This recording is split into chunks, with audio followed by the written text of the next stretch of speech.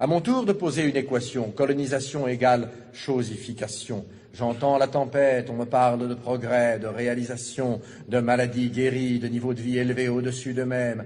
Moi, je parle de sociétés vidées d'elles-mêmes, de cultures piétinées, d'institutions minées, de terres confisquées, de religions assassinées, de magnificence artistique anéantie, d'extraordinaires possibilités supprimées. On me lance à la tête des faits, des statistiques, des kilométrages de routes, de canaux, de chemins de fer.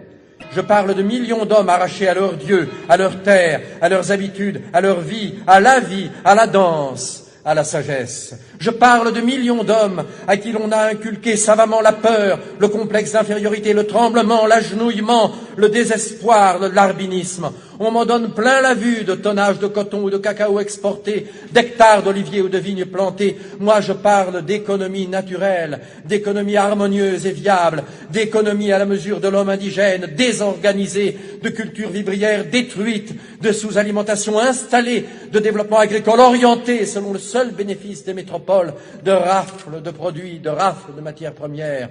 On me targue d'abus supprimés. Moi aussi, je parle d'abus, mais pour dire qu'aux anciens, très réels, on en a superposé d'autres, très détestables. On me parle de tyrans locaux mis à la raison, mais je constate qu'en général, ils font très bon ménage avec les nouveaux, et que de ceux-ci aux anciens et vice-versa, il s'est établi, au détriment des peuples, un circuit de bons services et de complicité.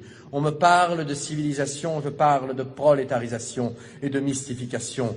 Pour ma part, je fais l'apologie systématique des civilisations para-européennes.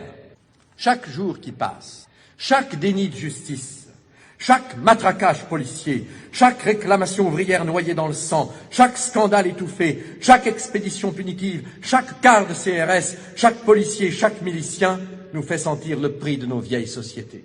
C'étaient des sociétés communautaires, jamais de tous pour quelques-uns.